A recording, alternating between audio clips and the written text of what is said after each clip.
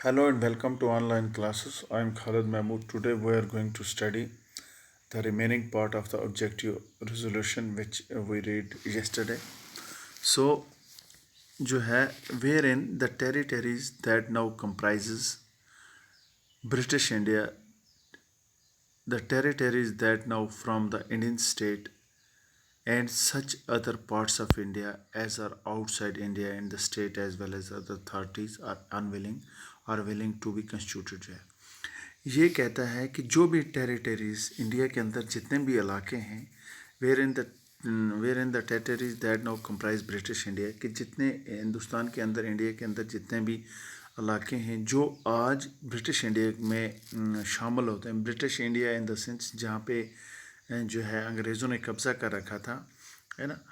The territories that now form the Indian state वो territories जो हैं वो क्या है आज हिंदुस्तान का एक हिस्सा बन गए हैं in such other parts of India as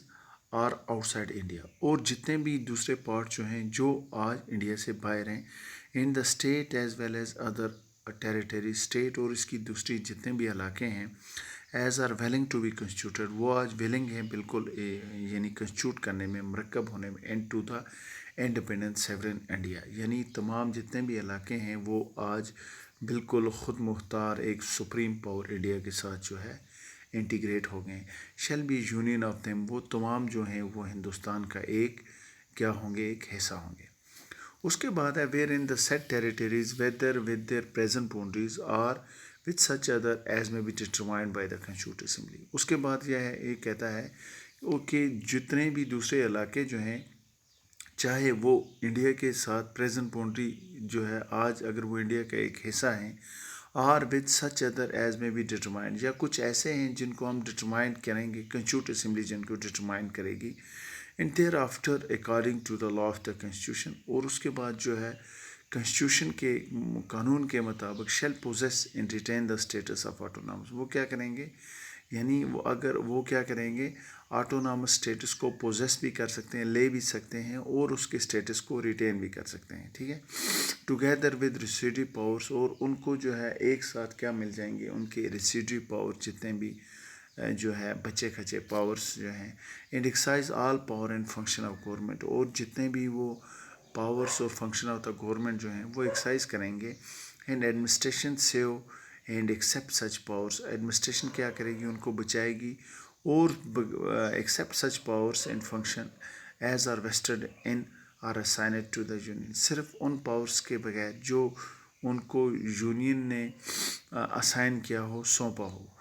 are as inherent या जो इनको पहले ही से जो है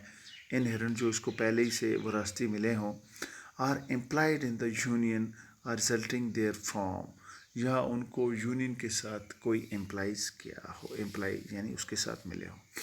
where in all powers and authority of the sovereign independent India ये कहता है कि जितने भी पावर्स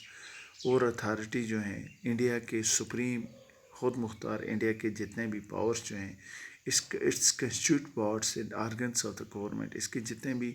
मरकब जो है इसके कंस्टिट्यूट पार्ट्स जो हैं और organ of the government are derived from the people वो हम किससे हासिल करते हैं लोगों से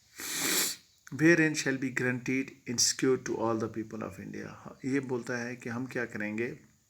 wherein shall be guaranteed ये कहता है कि हम उनको हर चीज़ की गारंटी मिलेगी and secure to all its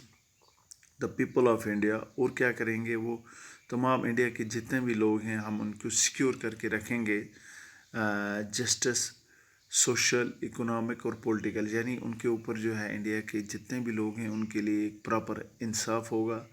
उनके लिए क्या होगा एक यानी सोशल क्राइटेरिया जो है हम रखेंगे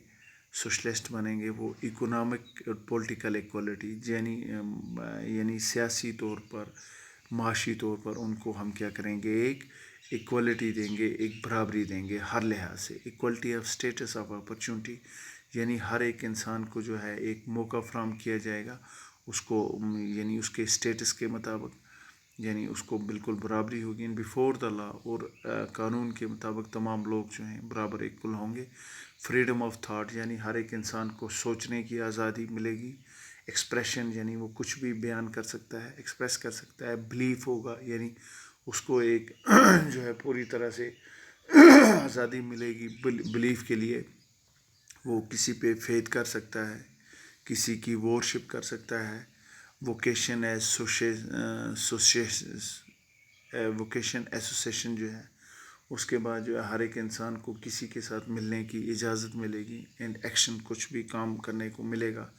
subject to law and public morality. اور جو یہ سب جو ہے چیزیں جو ہوں گی یہ کس کے تحت ہوں گی, قانون کے مطابق. اور لوگوں کے اندر ایک پبلک مورالٹی ہوگی, یعنی لوگوں کے اندر ایک آپسی بھائی چارہ اور اخلاقیت پیدا ہوگی. ویئر ان 6 پوائنٹ جو ہے wherein adequate safeguard shall be provided for minorities. یہ کہتا ہے کہ اس کے بعد جتنے بھی مائنارٹیز میں انڈیا کے اندر جو مائنارٹیز میں لوگ رہ رہے ہیں, جیسے سکھ ہیں, مسلمس بھی ہیں, کسی حد تک مائنارٹیز میں آتے ہیں, تو جن کی تعداد انڈیا کے اندر کم ہے, shall be provided for minorities. ہم ان کو کیا کریں گے, ایک مائنارٹیز کے طور پر ہم ان کو پرووائڈ کریں گے. بیکورڈ ٹرائبل ایریاز جو ہیں ہم کیا کریں گے اس کو, جتنے بھی بیکورڈ جو ہیں وہ ٹرائبل ایریاز جو ہیں ہم ان کو پرووائڈ کریں گے. Depressed and other backward classes, اور جتنے بھی ڈپریسڈ جو ہے دبی ہوئی اور بیکورڈ کلاسز جو ہیں ہم ان کو ایک سیف گارڈ کریں گے.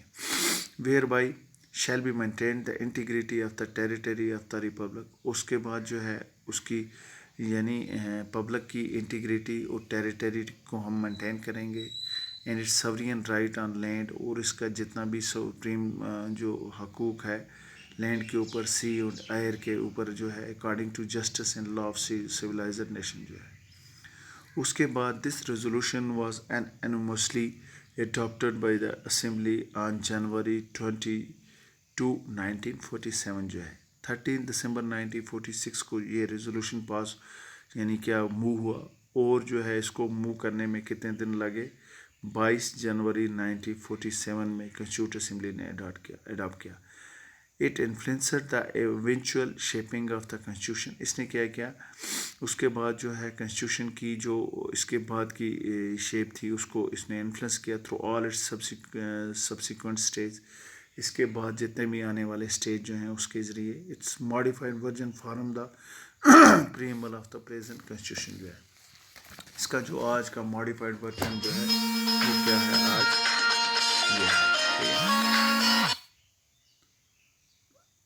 So I think that it's